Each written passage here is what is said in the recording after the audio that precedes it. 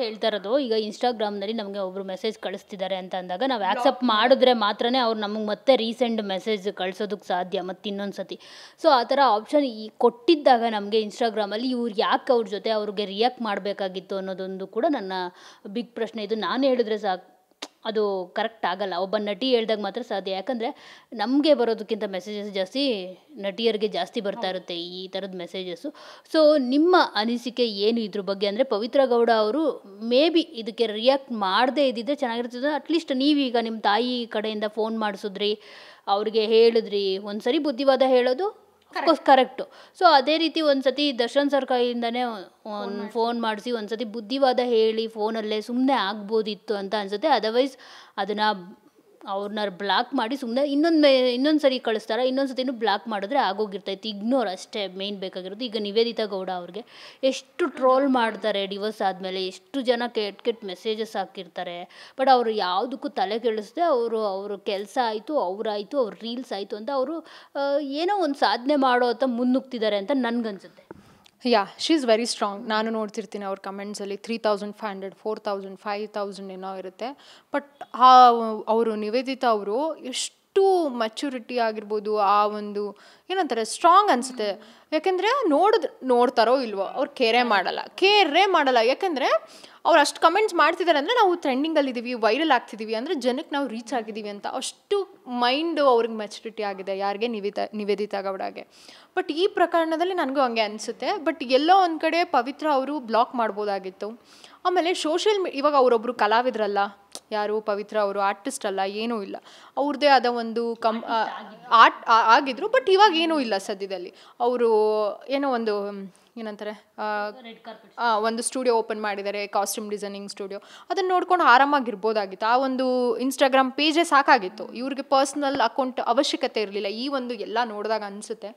So ಎಲ್ಲೋ ಒಂದು ಕಡೆ time ಸರಿ ಇಲ್ವೇನೋ, ಅವ್ರ ಹಣೆ ಬರ ಸರಿ ಇರಲಿಲ್ವೇನೋ, ಅವರು ಅದನ್ನು ಅಷ್ಟು ದೊಡ್ಡದಾಗೆ ಒಬ್ಬ ಸ್ಟಾರ್ನ ಮಾಡಿಬಿಟ್ರು. ಯಾರನ್ನ? ರೇಣುಕಾ ಸ್ವಾಮಿನ ಅಂತ. ಅವನು ತುಂಬ ಒಳ್ಳೆಯವನು ಅಂತ ನಾನು ಹೇಳಕ್ಕೆ ಹೋಗ್ತಿಲ್ಲ. ಇಲ್ಲಿ ಯಾರನ್ನೂ ನಾನು ಒಳ್ಳೆಯವರು ಅಂತ ಹೇಳಕ್ಕೆ ಹೋಗ್ತಿಲ್ಲ. ಒಂದು ನ್ಯಾಯ ಎಲ್ಲಿದೆ ಅಲ್ಲಿ ಮಾತಾಡ್ತಿದ್ದೀನಿ. ಇವಾಗ ಈ ಪ್ರಕರಣದಲ್ಲಿ ಸ್ಟಾರ್ ಆಗಿಬಿಟ್ಟ ಯಾರು? ರೇಣುಕಾ ಸ್ವಾಮಿ. ಅದನ್ನು ಮಾಡಬಾರ್ದಾಗಿತ್ತು, ಬ್ಲಾಕ್ ಮಾಡಬೇಕಾಗಿತ್ತು, ಇಗ್ನೋರ್ ಮಾಡಬೇಕಾಗಿತ್ತು. ಇನ್ನೊಂದು ಅಕೌಂಟ್ ಓಪನ್ ಮಾಡ್ತಾನೆ, ಕಳಿಸ್ತಾನೆ, ಮತ್ತೆ ಬ್ಲಾಕ್, ಇನ್ನೊಂದು ಕಳಿಸ್ತಾನೆ, ಬ್ಲಾಕ್. ಅದಾಗಿಲ್ವಾ? ಯಾರೋ ಇವಾಗ ನೀವು ಹೇಳ್ದಂಗೆ ಅವ್ರ ಕಡೆಯಿಂದಾನೆ ಯಾರೋ ಅವ್ರ ಫ್ರೆಂಡ್ ಆಗಿರ್ಬೋದು, ಅವ್ರ ಕಡೆಯಿಂದಾನೆ ಒಂದು ಕಾಲ್ ಮಾಡ್ಸಿದ್ರೆ ಅವ್ನು ಖುಷಿ ಆಗ್ಬಿಡ್ತಿದ್ದ. ಅಯ್ಯೋ ಇವ್ರು ಕಾಲ್ ಮಾಡಿಬಿಟ್ಟಿದ್ದಾನೆ ಅಂತ ಫ್ಯಾನ್ ಆಗ್ತಿದ್ದ. ಯಾರಿಗೆ? ಪವಿತ್ರಾಗೆ. ಹಿಂಗೆಲ್ಲ ಮಾಡೋ ಆಪ್ಷನ್ಸ್ ಇತ್ತು. ಇದು ತುಂಬ ನೆಕ್ಸ್ಟ್ ಲೆವೆಲ್ಗೆ ಹೋಗೋಂಗೆ ಮಾಡಿದ್ದು ಎಲ್ಲೋ ಒಂದು ಕಡೆ ತಪ್ಪು ಅನಿಸುತ್ತೆ. ನಾನು ಅದನ್ನೇ ಹೇಳ್ತಾ ಇರೋದು. ಹಲವಾರು ಜನ ಏನೂ ಅವರು ಆರ್ಟಿಸ್ಟ್ ಆಗಿರಲ್ಲ, ಸೆಲೆಬ್ರಿಟೀಸ್ ಆಗಿರಲ್ಲ, ಏನೂ ಇರಲ್ಲ. ಬಟ್ ಅಷ್ಟು ಅಡಿಕ್ಷನ್ ಆಗಿಬಿಟ್ಟಿದ್ದಾರೆ ಇನ್ಸ್ಟಾಗ್ರಾಮ್, ಫೇಸ್ಬುಕ್ಗೆ. ಇದರಿಂದ ಆಚೆ ಬಂದ್ರೇ ಈ ಥರ ಸಿಲ್ಲಿ ಮ್ಯಾಟ್ರ್ಗಳೆಲ್ಲ ಕ್ಲೋಸ್ ಆಗುತ್ತೆ ಅಂತ ನನ್ನ ಅನಿಸಿಕೆ. ಯಾಕಂದರೆ ಅಷ್ಟು ನಿಮಗೆ ಕೆಪಾಸಿಟಿ ಇಲ್ಲ, ಅಷ್ಟು ಮೆಚುರಿಟಿ ಇಲ್ಲ, ಅಷ್ಟು ನಿಮ್ಗೆ ತೊಗೊಳೋಕ್ಕೆ ಶಕ್ತಿ ಇಲ್ಲ ಅಂದಮೇಲೆ why you are coming to social media ಅಲ್ಲ. ಸೋಷಿಯಲ್ ಮೀಡಿಯಾ ಅಂದರೆ ಏನು? Public figures. ನೀವು ಜನ ನಮ್ಮನ್ನು ಹುಗಿಸ್ಕೋಬೇಕು, ಮೆರೆಸ್ಕೋಬೇಕು, ಹೊಗಳಿಸ್ಕೋಬೇಕು. ಒಂದಿನ ಹಾಲಲ್ಲಿ ಅಭಿಷೇಕ ಮಾಡ್ತಾರೆ, ಮಾಡಿಸ್ಕೋಬೇಕು. ಇನ್ನೊಂದಿನ ಏನೋ ಅಭಿಷೇಕ ಮಾಡ್ತಾರೆ, ಮಾಡಿಸ್ಕೊಳ್ಳೋಕೆ ಕೆಪಾಸಿಟಿ ಇದ್ದರೆ ಮಾತ್ರ ಪಬ್ಲಿಕ್ ಫಿಗರ್ ಅಂತ ಅನ್ಸ್ಕೊಳ್ಳೋಕೆ ಸಾಧ್ಯ. ಹೊರ್ತು ಅಂಥವ್ರು ಮಾತ್ರ ಇರಬೇಕು. ಹಂಗೆ ನಿಮ್ಗೆ ಅಷ್ಟು ಆಗಿಲ್ಲ, ನೀವು ಅಷ್ಟು ಇನ್ನೋಸೆಂಟು, ನಿಮಗೆ ಅಯ್ಯೋ ಹಂಗಂದ್ಬಿಟ್ಟ ಅಂತ ಅಂದಾಗ ನೀವು ಯಾಕೆ ಬರ್ತೀರಾ? ಬ್ಲಾಕ್ ಮಾಡಿ. ಇನ್ನೊಂದು ಎಷ್ಟೊಂದು ಆಪ್ಷನ್ಸ್ ಇದೆ ಇನ್ಸ್ಟಾಗ್ರಾಮಲ್ಲಿ. ಯಾಕೆ ಹಿಂಗಾಯಿತು ಅನ್ನೋದೇ ನನಗೆ ಗೊತ್ತಿಲ್ಲ. ಬಟ್ ಏನಂತಾರೆ, ಟೈಮ್ ಚೆನ್ನಾಗಿರ್ಬೇಕಲ್ಲ ಎಲ್ಲರದು. ಫೈನಲಿ ಈಗ ನಿಮ್ಮ ಅಪ್ಕಮಿಂಗ್ ಪ್ರಾಜೆಕ್ಟ್ಸ್ಗಳು ಯಾವುದೆಲ್ಲ ಇದೆ, ಜೊತೆಗೆ ನಿಮ್ಮ ತಾಯಿ ನಿಮಗೆ ಸಿನಿಮಾ ಮಾಡ್ತಿದ್ದಾರೆ ಅಂತ ಹೇಳಿದ್ರಿ. ಸೊ ಆ ಪ್ರಾಜೆಕ್ಟ್ ಬಗ್ಗೆ ಹೇಳೋದಾದರೆ ಏನು ಹೇಳ್ತೀರಿ? ಸೊ ಅಫ್ಕೋರ್ಸ್ ಗೊತ್ತಾಗುತ್ತೆ ನಿಮಗೆ ಫ್ರಸ್ಟ್ರೇಷನ್ ಇದೆ, ನಿಮಗೆ ಆಫರ್ಸ್ಗಳು ಬರ್ತಿಲ್ಲ ಅಂತ ಹೇಳ್ಬಿಟ್ಟು. ಇನ್ನು ಮುಂದೆ ಎಲ್ಲವೂ ಶುರುವಾಗಲಿ ಅಂತ ಕೂಡ ನಾನು ಕೂಡ ಬಯಸ್ತೀನಿ. ಈ ಅಪ್ಕಮಿಂಗ್ ಲಿಸ್ಟ್ ಬಗ್ಗೆ ಏನಂದರೆ ಏನು ಗೊತ್ತಾ, ನಂಗೆ ಆಫರ್ಸ್ ಏನೋ ಬರ್ತಿದೆ. ಬಟ್ ನಾನು ಎಕ್ಸ್ಪೆಕ್ಟೇಷನ್ ಮಾಡ್ತಿದ್ದೀನಲ್ಲ, ಅಂಥವ್ರ ಜೊತೆ ಇವ್ರ ಜೊತೆ ಮಾಡಬೇಕು, ಈ ಬ್ಯಾನರಲ್ಲಿ ಮಾಡಬೇಕು, ಅದು ಬರ್ತಿಲ್ಲ. ಅದು ಒಂದು ಸ್ವಲ್ಪ ಜಾಸ್ತಿ ಆಗಬೇಕು. ನನಗೆ ಸಿಕ್ಕಾಬಟ್ಟೆ ನಂಬಿಕೆ ಇದೆ ನನ್ನ ಮೇಲೆ. ಒಳ್ಳೆತನ ಇದ್ದರೆ, ಒಳ್ಳೇದಿದ್ದರೆ. ನಾನು ಚಿಕ್ಕವಳಿಂದನೂ ನಾನು ಹಿಂಗಾಗ್ತೀನಿ. ನಾನು TV9 ನಾನು ಚಿಕ್ಕವಳಿಂದ, ಇದು ಫೇಮಸ್ ಚಾನಲ್ ಅಲ್ವಾ ನಿಮ್ಮದು? ಯಾಕಂದರೆ ನಾವು ಹುಟ್ಟೋದಕ್ಕಿಂತ ಮುಂಚೆ ಫಸ್ಟ್ ಸ್ಟಾರ್ಟ್ ಆಗಿದ್ದೇ ನ್ಯೂಸ್ ಚಾನಲ್ ಅಂದ್ರೆ ಅದು ಎಲ್ಲರಿಗೂ ಗೊತ್ತಿರೋ ವಿಷಯ. ನಾನು ಸುಮ್ಮನೆ ನಿಮಗೆ ಏನಂತಾರೆ ಪ್ಯಾಂಪರಿಂಗ್ ಮಾಡ್ತಿಲ್ಲ, ಏನೋ ತೊಗೋತಾ ಇದ್ದೀರಾ ಇಂಟ್ರ್ಯೂ ಅಂತ ಅಲ್ಲ. It's like reality. ಅದು ಫಸ್ಟು ನ್ಯೂಸ್ ಅನ್ನೋದೇ ಓಪನ್ ಆಗಿದ್ದು ನಿಮ್ಮ ಚಾನಲಿಂದ, TV9. ಸೊ ಆ ಚಿಕ್ಕ ಮಗುವಿಂದ ನೋಡ್ಕೊಂಡು ಬಂದಾಗ ನನಗೆ ಅನ್ಕೊತಾನೆ ಇರಲಿಲ್ಲ.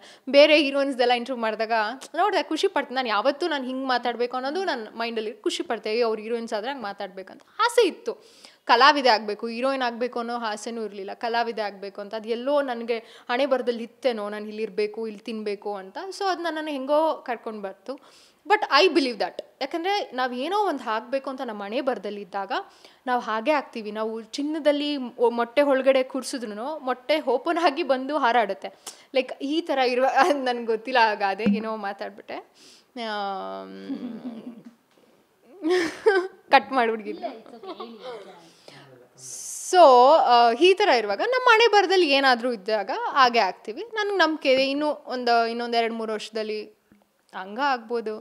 ಇಲ್ಲ ಮದುವೆ ಆಗಿ ಏನೋ ಒಂದು ಮಕ್ಳೂ ಎತ್ಕೋಬೋದು. ಅದೆಲ್ಲ ಏನೂ ಮಾಡೋಕ್ಕಾಗಲ್ಲ, ಹಣೆ ಬರ. ಆಮೇಲೆ ಮದುವೆ ಆದ್ರೂ ಪ್ರೊಡಕ್ಷನ್ ಓಪನ್ ಮಾಡ್ಬೋದು, ಯಾರಿಗೆ ಗೊತ್ತು. ಮದುವೆ ಆದಮೇಲೂ ಹೀರೋಯಿನೋ ದೊಡ್ಡ ಸ್ಟಾರು ಆಗ್ಬೋದು. ಅದೆಲ್ಲ ನನಗೆ ಅದೆಲ್ಲ ಬಗ್ಗೆ ನಂಬಿಕೆ ಇಲ್ಲ. ಬಟ್ ನನ್ನ ಬಗ್ಗೆ ನನಗೆ ನಂಬಿಕೆ ಇದೆ. ಏನೋ ಒಂದು ಒಳ್ಳೆ ಕಡೆ ಕರ್ಕೊಂಡೋಗುತ್ತೆ, ದೇವ್ರು ನನಗೆ ಸಪೋರ್ಟ್ ಮಾಡ್ತಾರೆ ಅಂತ. ಸೊ ಅದು ಖುಷಿ ಇದೆ. ಹಾಗೆ ನನ್ನ ಸಿನಿಮಾಗಳು ಇದೆ. ನನಗೆ I am very happy to ಇಷ್ಟು ಸಿನಿಮಾಗಳಲ್ಲಿ ಏನಂತಾರೆ ಖುಷಿಯಿಂದ ಹೇಳ್ಕೊಬೋದು. ನಾನು ನೀಟ್ ಪ್ರಾಜೆಕ್ಟ್ ಮಾಡಿದ್ದೀನಿ, ನನಗೆಲ್ಲೂ ಮಿಸ್ಯೂಸ್ ಆಗಿಲ್ಲ. ನನ್ನ ಡೈರೆಕ್ಟರ್ಸ್, ಪ್ರೊಡ್ಯೂಸರ್ಸ್ ನನ್ನ ಮಗು ಥರ ನೋಡ್ಕೊಂಡಿದ್ದಾರೆ. ಅವ್ರ ಮನೆ ಹೆಣ್ಮಕ್ಳು ಅವ್ರ ಮಕ್ಕಳನ್ನ ಹೇಗೆ ನೋಡ್ಕೊತಾರೆ ಹಂಗೆ ನೋಡಿಕೊಂಡು ನನಗೆ ಊಟ ಹಾಕಿದ್ದಾರೆ, ಸಂಬಳ ಕೊಟ್ಟಿದ್ದಾರೆ, ಆ್ಯಕ್ಟ್ ಮಾಡೋಕ್ಕೆ ಅವಕಾಶ ಮಾಡಿಕೊಟ್ಟಿದ್ದಾರೆ. ಒಂದಷ್ಟು ಸಿನಿಮಾಗಳಲ್ಲಿ ಪಬ್ಲಿಸಿಟಿ ಆಗಿರ್ಬೋದು. ಪಾಪ ಅವ್ರಿಗೇನು ಇವಾಗ ನಮಗೂ ನಾವು ಸ್ಟಾರ್ ಹೀರೋಯಿನ್ಸು ಅಲ್ಲ, ಬಟ್ ಆದ್ರೂ ನಮ್ಮನ್ನು ನಂಬಿ ಒಳ್ಳೇದು ಮಾಡೋದಕ್ಕೆ ಅವ್ರೂ ನಮಗೂ ಒಳ್ಳೇದಾಗಬೇಕು, ಸಿನಿಮಾ ಸಕ್ಸಸ್ ಆಗಬೇಕು ಅನ್ನೋ ಉದ್ದೇಶದಲ್ಲಿ ನಮಗೆ ಸಿನಿಮಾ ಮಾಡುವಂಥ ಪ್ರೊಡ್ಯೂಸರ್ಸ್ಗೂ ನಾನು ಥ್ಯಾಂಕ್ ಯು ಸೋ ಮಚ್. ಹಾಗೆ ಡೈರೆಕ್ಟರ್ಸ್ಗೂ ಅಷ್ಟೇ. ಇಷ್ಟು ಸಿನಿಮಾ ನಾನು ಸಖತ್ ಖುಷಿಯಿಂದ ಐ ಆಮ್ ಸೋ ಹ್ಯಾಪಿ. ನನ್ನ ಮನಸ್ಸಿಂದ ತೃಪ್ತಿ ಆಗಿದೆ. I am so proud. ಅಂದರೆ ನನಗೆ ಏನು ಹಿಂಗೆ ಎಲ್ಲ ಆಗಿಲ್ಲ, ಸ್ಟ್ರೈಟಾಗೆ ನಿಧಾನ ಆದ್ರೂ ಒಳ್ಳೆ ಸಿನಿಮಾಗಳು ಮಾಡಿದ್ದೀನಿ ಅಂತ. ಇವಾಗ ನೆಕ್ಸ್ಟು ತಿಲಕ್ ಅವ್ರ ಜೊತೆ ವರ್ಣತರಂಗ ಅಂತ, ಇದಕ್ಕೆ ತೀರ್ಥೇಶ್ ಅಂತ ಡೈರೆಕ್ಟ್ರು. ಪಾಪ ಅವರು ಅಷ್ಟೇ ಈಸ್ ವೆರಿ ಫ್ರೆಂಡ್ಲಿ, ತುಂಬಾ ಚೆನ್ನಾಗಿ ನೋಡಿಕೊಂಡ್ರು. ಆ ಪ್ರೊಡಕ್ಷನು ಅಷ್ಟೇ. ಸೊ ತುಂಬ ಖುಷಿ ಆಗುತ್ತೆ ಇಂಥ ಸಿನಿಮಾಗಳಿದ್ದಾಗ.